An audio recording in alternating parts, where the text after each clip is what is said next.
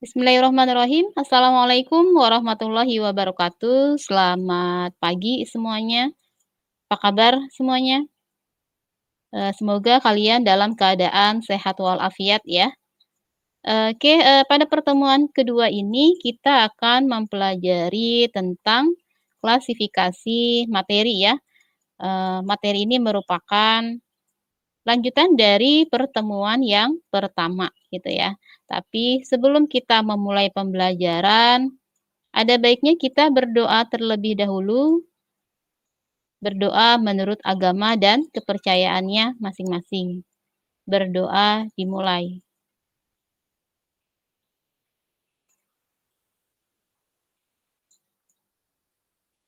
Berdoa selesai. Baik, mari kita mulai pembelajaran kita hari ini dengan pembacaan basmalah. Bismillahirrahmanirrahim. Oke, pada pertemuan kedua ini kita akan membahas tentang klasifikasi materi. Nah, materi ini merupakan materi kelanjutan dari pertemuan yang pertama. Adapun tujuan pembelajaran kita hari ini adalah, nah, setelah mempelajari modul ini diharapkan kalian dapat memahami klasifikasi materi, kemudian dapat mengidentifikasi klasifikasi materi, menyajikan contoh klasifikasi materi dalam kehidupan sehari-hari. Itu ya. Oke, selanjutnya. Berikut ini adalah bagannya ya. Jadi materi ini dia terbagi menjadi dua. Ada zat tunggal, ada campuran. Nah, untuk zat tunggal di sini ada unsur, kemudian ada senyawa. Kalau campuran ada homogen dan juga ada heterogen. Kita akan bahas satu persatu untuk klasifikasi materi. Nah, materi yang pertama yaitu ada zat tunggal. Apa sih itu zat tunggal? Nah, zat tunggal ini adalah zat yang terdiri dari satu jenis partikel dasar dan memiliki komposisi dan sifat yang tetap. Nah, untuk zat tunggal ini ada unsur ya, kemudian ada juga senyawa. Unsur. Nah, unsur ini adalah zat tunggal yang tidak dapat diuraikan menjadi zat yang lain yang lebih sederhana dengan reaksi kimia biasa. Jadi unsur ini ada unsur logam di sini ya. Ada besi, kemudian nikel, kemudian tembaga itu ya. Ada unsur semi logam dan juga ada unsur non logam. Ini saya tambahkan satu lagi ya. Jadi ada logam, ada non logam dan juga ada semi ya. Semi logam atau metaloid. Nah, metaloid ini dia apa? Peralihan ya. Jadi ada silikon, ada germanium. Jadi unsur ini ada logam, non logam dan metaloid. Kalau logam sudah pasti wujudnya logam ya. Kemudian ini non logam sama metaloid.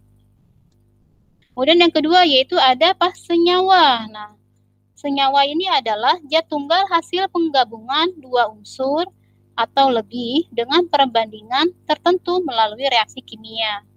Nah, senyawa memiliki sifat yang berbeda dengan unsur-unsur penyusunnya.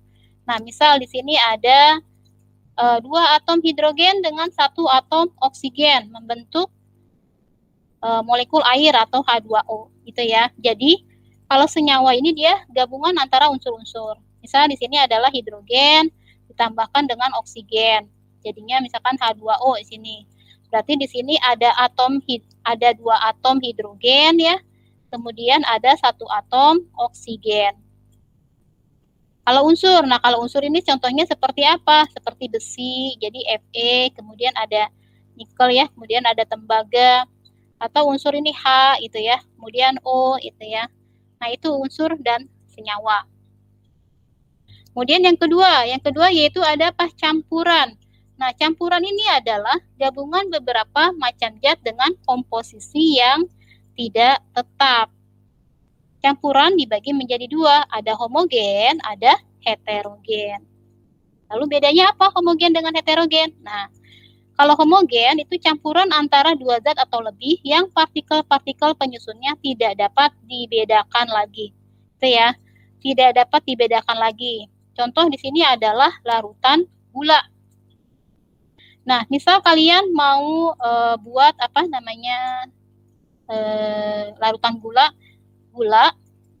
ditambah dengan air. Nah, misalkan airnya adalah air panas ya. Jadinya apa ini? jadi larutan gula ya. Nah, jadinya larutan gula atau apa? Teh ya. Atau misalkan kalian membuat teh manis saja. Gula sama air ini kalau misalkan diaduk, gula sama air ini ya lama-kelamaan gula ini akan menyatu ya. Nah, jadi pas dilihat ternyata gulanya sudah tidak terlihat, tapi kalau dirasa pasti manis ya. Nah, karena dia sudah bercampur, ini namanya campuran homogen gitu ya. Jadi penyusunnya tidak dapat dibedakan lagi gitu. Kemudian yang kedua ada campuran heterogen. Nah, campuran heterogen yaitu campuran antara dua macam zat atau lebih yang partikel-partikel penyusunnya masih dapat dibedakan satu sama lainnya, gitu ya. Pada campuran heterogen, dinding pembatas antar zat masih dapat dilihat. Contoh seperti apa? Air sama pasir. Nah, kalau kamu gabung di sini air sama pasir ya, jadinya air pasir ya. Nah, ini masih bisa terlihat kan? Nah, masih bisa terlihat. Airnya misah sendiri, pasirnya misah sendiri. Jadi ini disebut juga dengan campuran heterogen. Gitu ya. Jadi masih bisa dibedakan antara air dan pasir, itu campuran heterogen. Lalu campuran heterogen, nah ini ya, campuran heterogen ini terbagi menjadi koloid dan juga suspensi. Ada koloid, ada suspensi. Apa bedanya koloid dan suspensi? Koloid adalah campuran heterogen di mana partikel-partikelnya hanya dapat dilihat dengan mikroskop ultra. Ya ini ya. Ini campuran, jadi saking tidak terlihatnya gitu ya, koloid ya. Jadi harus dilihat dengan apa? Mikroskop ultra. Kemudian ada lagi suspensi. Suspensi adalah campuran heterogen di mana partikelnya hanya dapat dilihat dengan mikroskop biasa. Contoh seperti air kapur, air keruh gitu ya.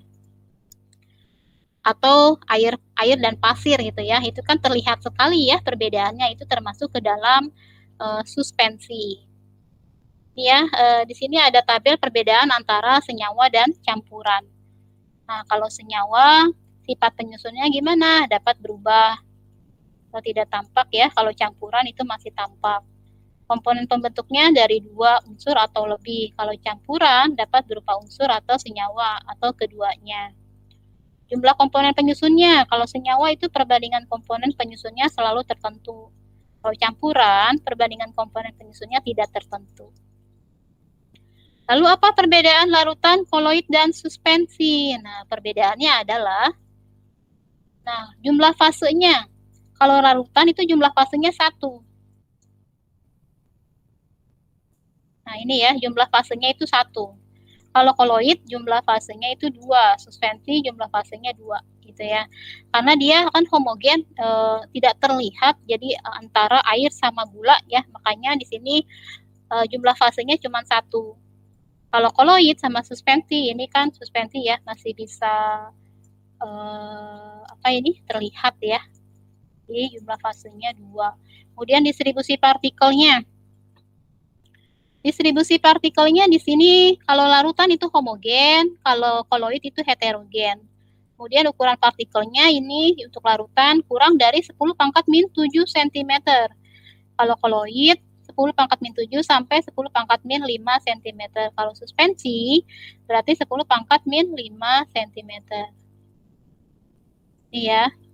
Penyaringannya, kalau larutan itu tidak dapat disaring. Nah, kalau koloid tidak dapat disaring kecuali dengan penyaring khusus. Suspensi ini dapat disaring. Kemudian contohnya di sini ada larutan, ada air gula. Kemudian koloid itu air sama tepung, atau harusnya ini air sama, contohnya seperti air susu ya, air dan susu. Nah, ini kan tidak terlalu terlihat ya koloidnya. Kemudian ada suspensi. Suspensi di sini air dan pasir. Lalu untuk partikel dasar penyusun materi. Nah, sebenarnya penyusun materi itu partikelnya apa aja? Di sini ada atom ya. Atom ini adalah bagian terkecil dari suatu unsur yang tidak dapat dibagi lagi. Seperti tadi ya,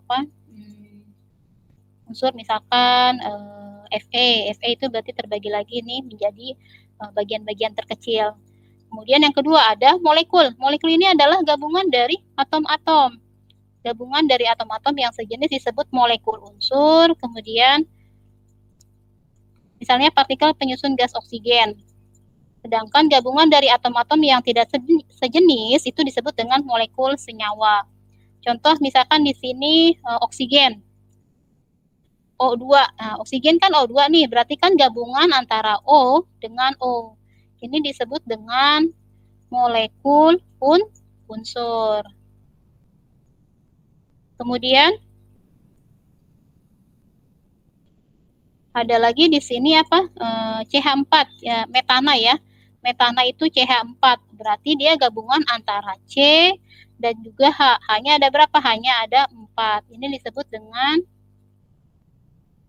molekul senyawa, gitu ya. Molekul senyawa. Karena ini kan dia sama nih, unsurnya sejenis ya. Unsurnya sejenis. Nah, kalau yang CH4 ini dia unsurnya berbeda. Jadi yang satu C, yang satu H. Kemudian yang ketiga ada apa? Ada ion. Nah, ion ini atom yang bermuatan listrik. Kalau ion positifnya disebut dengan kation, sedangkan ion negatif disebut dengan anion. Contoh di sini ada garam dapur. Nah, garam dapur itu apa? NaCl ya. Nah, ini NaCl ini dia terdiri dari ion Na+ dan juga ion Cl-. Yang Na+ ini disebut dengan kationnya, Cl-nya itu adalah anionnya. Oke ya. Oke, baik, mungkin itu saja ya materi kita hari ini. Semoga bermanfaat. Kurang lebihnya saya mohon maaf, saya akhiri. Billahi taufiq wal hidayah. Wassalamualaikum warahmatullahi wabarakatuh. Selamat pagi.